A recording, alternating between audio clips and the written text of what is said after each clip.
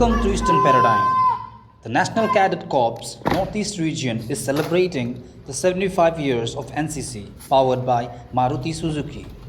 The program was commemorated with car rally and other cultural performances where the Chief Executive Member of BTC, Shri Pramod Boro, attended the event along with Additional Director General of NCC, Major Gagan Deep and other dignitaries.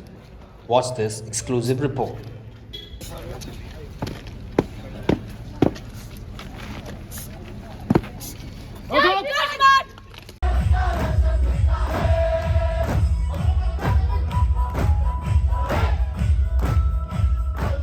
এটা north eastern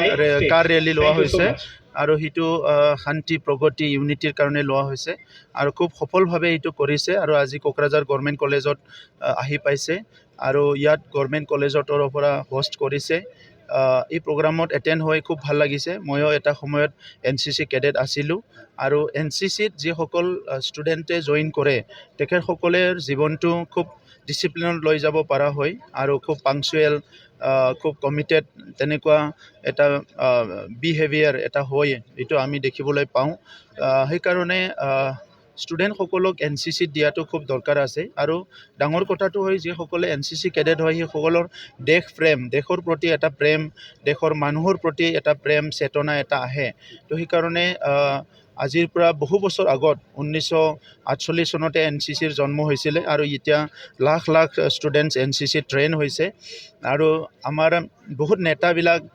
বহুত বিভিন্ন বিষয়ত আজি দেশৰ নেতৃত্ব দিয়া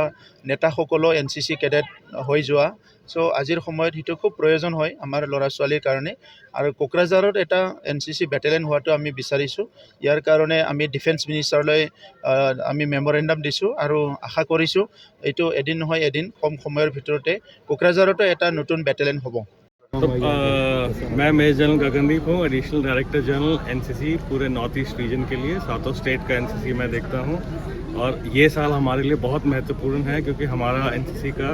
75 साल पूरा हो रहा है NCC नॉर्थ ईस्ट में 1948 में रेज हुआ था तो उसके उपलक्ष्य में हम लोग ने 6 नवंबर को कार रैली निकाला शिलोंग से जिसमें हम त्रिपुरा गए मिज़ोरम गए नागालैंड असम अरुणाचल और अपर असम और सेंट्रल असम साउथ असम करके अब हम लोअर असम में आए हैं और आज कोकराझार पहुंचे हैं ये रैली गुवाहाटी में 26 नवंबर को फ्लैग इन होगा जो CM